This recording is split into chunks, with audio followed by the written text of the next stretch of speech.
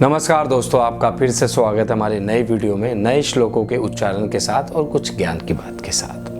दोस्तों, एक बड़ी कॉमन सी चीज़ है और थोड़ी अलग भी हो सकती है आप सभी के लिए। अभी दिवाली आने वाली है, हम गणेश जी की पूजा अर्चना करेंगे और गणेश जी के वाहन जो हैं हमारे मूषक हैं। हम सब उनको भी प्रसाद का भोग लगाते हैं।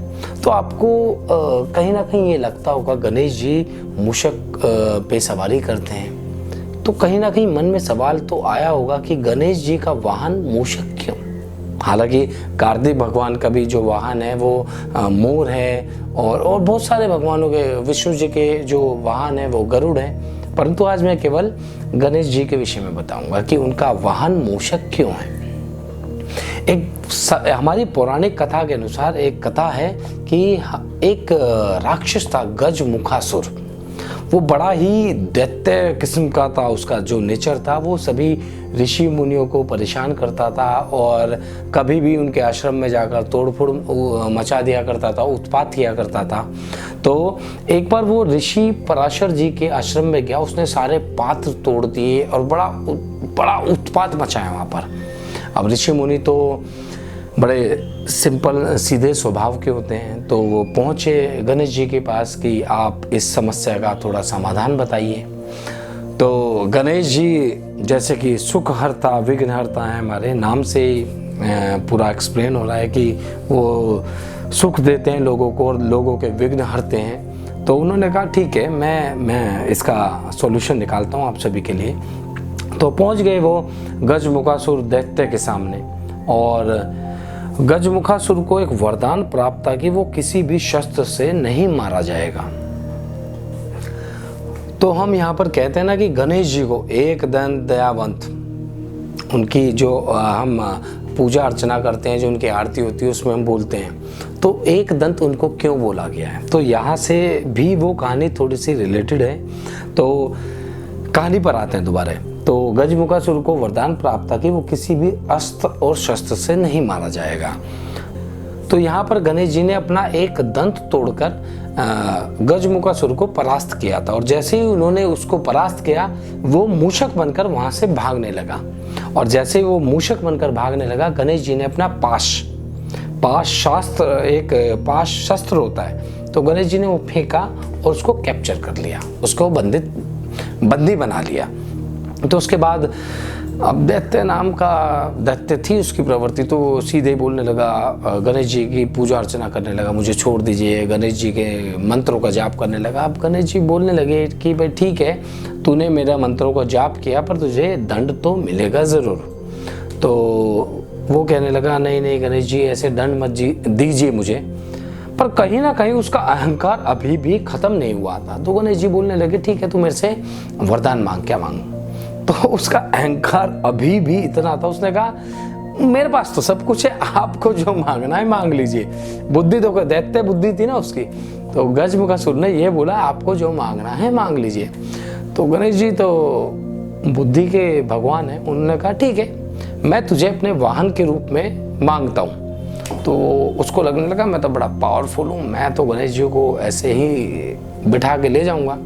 अब गणेश जी तो एक तो वजन होता है, गणेश जी के अंदर वजन तो था, परंतु भगवान के अंदर बुद्धि भी है और सारी चीज़ें। जो सच्चाई का वजन होता है ना, वो नॉर्मल इंसान या दैत्य प्रवृत्ति का इंसान झेल नहीं पाता है। तो वो झेल नहीं पाया गणेश जी का वजन। तो उसने कहा प्रभु क्षमा याचना आपसे करता हूँ, मैं आपको मतलब आपका वजन ले जाने में असमर्थ हूँ, आप कृपा दृष्टि करिए मेरे ऊपर। तो गणेश जी ने कहा ठीक है, चलो मैं तेरे को थोड़ा सा और पावर देता हूँ, तू मुझे लेकर चल पाएगा, मैं तेरी सवारी कर पाऊंगा, ठीक है, मैं तेरे को वरदान देता हूँ। वहाँ उस समय उसकी जो अहंकार था कि मैं बड़ा पावरफुल हूँ, वो भी नष्ट हुआ, क्योंकि गणेश जी के बैठने से वो गणेश जी को लेकर चल भी नहीं पाया। और दूसरा, गणेश जी उसको हरा भी चुके थे, जैसे कि मैंने आपको बताया कि अपने एक दांत से उन्हें हरा भी चुके थे। तो यहाँ पर उसकी जो अहंकार वो कंप्लीटली समाप्त हो गया, उन्होंने उसका अहंकार खत्म कर दिया और वो उसके बाद गणेश जी के सामने गिड़गिड़ाते हुए बोला, भगवान मैं आपसे क्षमा याचना करता हूँ, आजीवन मैं आपका वाहन बनने के लिए स्वीकार करता हूँ और मुझे अपनी ही कृपा दृष्टि में रखिएगा और मुझे कभी भी अपने से दूर मत होने दीजिएगा। तो दोस्तों ये कहानी थी गणेश जी और मूषक जो उनका वाहन है उनके बीच की। तो बढ़ते हैं श्लोकों के उच्चारण की ओर। तो बढ़ते हैं श्लोक नंबर 18 की ओर। यदा विनियतम चित्तमात्मन्य वाव वतिष्ठते निस्पृह सर्व कामभ्यो युक्त इच्छ्यते तदा। इसका भावार्थ है, कृष्ण जी कहते हैं कि अत्यंत वश में किया हुआ जो चित्त है, हमारे जो बहुत ही कंट्रोल में किया हुआ जो हमारा मन है, जिस काल में वह मन परमात्मा में भली भांति स्थित हो जाता है। अत्यंत कंट्रोल में किया हुआ जो हमारा मन है वो जिस समय परमात्मा में भली भांति लग जाता है, स्थित हो जाता है, उस काल में संपूर्ण भोगों से स्पृहा रहित पुरुष योग युक्त हो जाता है, ऐसा कहा गया है। भाई ऑब्वियसली जब हमारा जो मन है अत्यंत वश में किया हुआ जो हमारा मन जिस समय में जिस काल में परमात्मा में कंप्लीटली लग जाता है, उस समय में संपूर्ण भोगों का यहाँ मतलब है कि हम जो इस सृष्टि में हम सुख दुख देखते हैं और अच्छाई बुराई देखते हैं या किसी भी चीज़ से रिलेटेड हमारा जो अटैचमेंट होता है, उन सब चीज़ों से स्पृहा रहित का मतलब डिटैचमेंट है। डिटैचमेंट हो जाता है तो उस समय में संपूर्ण भोगों से जो डिटैचमेंट होता है ना, वो पुरुष योग युक्त कहा गया है, ऐसा कृष्ण जी ने कहा है। तो तात्पर्य यही है कि आप किसी भी समय में अगर सब चीज़ों से डिटैच हो जाओगे, केवल अपने आप को परमात्मा में लगा लोगे, अपना ये बड़ा चंचल सा मन है इसको परमात्मा में कंप्लीटली डेडिकेट कर दोगे परमात्मा के लिए, तो उस समय में वह मनुष्य वह पुरुष योग युक्त कहा जाता है। तो ऐसा कृष्ण जी कहते हैं। तो बढ़ते हैं श्लोक नंबर 19 की ओर। यथा दीपो निवास्तो ने अगते सोपमा स्मृता योगिनो यत चितस्य यु अज्जतो योग मात्मना। इसका भावार्थ यह है, जिस प्रकार वायु रहित स्थान में दीपक चलायमान नहीं होता, वैसे ही उपमा परमात्मा के ध्यान में लगे हुए योगी के जीते हुए चित्त की बात भी इसी तरह कही गई है। कृष्ण जी कह रहे हैं अर्जुन से। इसका तात्पर्य यह है कि जिस प्रकार वायु रहित स्थान में, जहाँ वायु होती ही नहीं है, वहाँ जो दीपक होता है वो चलायमान नहीं होता, वहाँ उसकी जो लो होती है वो इधर उधर हिलती डुलती नहीं है, वहाँ दीपक बिल्कुल स्थित होता है। उसी प्रकार जैसे भगवान में परमात्मा में लगाए हुए जो योगी का चित्त होता है वो भी चलायमान नहीं होता, उसी प्रकार की बात योगी के विषय में कही गई है। जो मनुष्य जो योगी परमात्मा में अपना ध्यान लगाता है उसका मन चलायमान नहीं होता, जिस प्रकार दीपक वायु रहित जगह में या स्थान में चलायमान नहीं होता।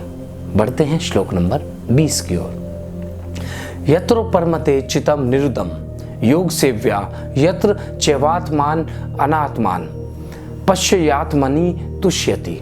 इसका भावार्थ ये है कि योग के अभ्यास से जो चित्त होता है, जब जिस अवस्था में वो उपराम हो जाता है, यहाँ उपराम किसे बोला गया है, जैसे हम किसी भी जो वर्ड जो लाइन होती है हमारी हिंदी में उसको बोलते हैं पूर्व विराम, वो ऑलमोस्ट वो ख़त्म हो जाती है, उसके बाद लाइन बोलते हैं ना कि वो कार्य ख़त्म हो गया, उस लाइन का जो मतलब है वो ख़त्म हो गया। इसी प्रकार यहाँ पर बात कही गई है, योग के अभ्यास से जो हमारा चित्त होता है, जब वो उस अवस्था में पहुंचकर उपराम हो जाता है कि वो एक फाइनल स्टेज पर पहुंच गया, और जिस अवस्था में परमात्मा के ध्यान से शुद्ध हुई हमारी जो सूक्ष्म बुद्धि होती है, भाई उस अवस्था में हमारी बुद्धि पहुंच जाती है। जब वो हमारा जो कहते हैं ना कि हमने योग अभ्यास से उस अवस्था में हम पहुंच चुके हैं, तो ऑब्वियसली हमारी जो सूक्ष्म बुद्धि है वो भी परमात्मा के ध्यान से शुद्ध हो चुकी होती है। तो उस परमात्मा के ध्यान से जो हमारी शुद्ध बुद्धि होती है उसके द्वारा हम साक्षात्कार सच्चिदानंद परमात्मा के ध्यान में लग जाते हैं और हमारा मन जो होता है वो संतुष्ट रहता है, सेटिस्फाइड होता है। हमें किसी और चीज़ की इस संसार में, दुनिया में ज़रूरत नहीं होती। जब हमारा मन शुद्ध हो गया, हमारी आत्मा शुद्ध हो गई, हमारा जो ध्यान है कंप्लीटली वो परमात्मा में लगा हुआ है, तो हम हर तरीके से संतुष्ट हो जाते हैं। हमें दुनिया में और किसी चीज़ की आवश्यकता नहीं होती। तो बढ़ते हैं श्लोक नंबर 21 की ओर। सुखमा अत्यांतिकम यत बुद्धि ग्रहम अति इंद्रियम वेत्ति यत न चैवायम स्थित चलती तत्वतः। इसका भावार्थ ये है कि इंद्रियों से अतीत केवल शुद्ध हुई जो हमारी सूक्ष्म बुद्धि ग्रहण करने के योग्य जो अत्यंत आनंद हमें प्राप्त होता है, उसको हम जिस अवस्था में अनुभव करते हैं, जिस अवस्था में वह जो योगी होता है ना, वह परमात्मा में स्वरूप रूप से कंप्लीटली उसमें परमात्मा में लग जाता है और उसकी बुद्धि जो मन होता है, विवेक होता है, वो विचलित होता ही नहीं है। तात्पर्य यह है, कृष्ण जी कह रहे हैं अर्जुन से कि जो हमारी इंद्रियां होती हैं उसको उससे जो अलग हटके जब हमारी बुद्धि, सूक्ष्म बुद्धि जो शुद्ध हो जाती है योग करने से, और उसके बाद जो हमें आनंद की प्राप्ति होती है, उस आनंद की प्राप्ति में जो हम अनुभव करते हैं, ऑब्वियसली जब आनंद की प्राप्ति होगी और वो अनुभव अलौकिक होगा। और जब हम उस अवस्था में पहुंच जाते हैं कि हम एक उस आनंद की अनुभूति प्राप्त कर रहे हैं, उस अवस्था में जो योगी होता है परमात्मा में स्वरूप रूप से कंप्लीटली लीन हो जाता है और उसका जो विवेक और बुद्धि होती है वो विचलित नहीं होती। समझ रहे हैं इस बात को? भाई आपका ध्यान परमात्मा में लग गया, आपकी बुद्धि विचलित नहीं हो रही, आप किसी भी तरीके से आपका जो विवेक है वो कहीं खो नहीं रहा है, केवल वो परमात्मा में लगा हुआ है। और उसको और आपको आपके उस विवेक को, बुद्धि को, उस आनंद की अनुभूति हो रही है जो बहुत ही लेट होती है किसी भी योगी को। अगर आपको उस आनंद की अनुभूति हो रही है, ऑब्वियसली आपका मन विचलित होगा? नहीं होगा ना, क्योंकि आप तो चरम सीमा पर पहुंच चुके हैं उसके।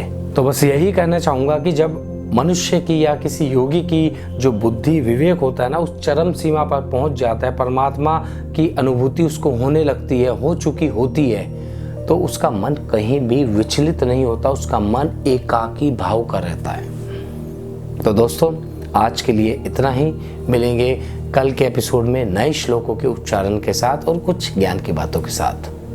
तो मिलते हैं कल के एपिसोड में, तब तक के लिए राधे राधे।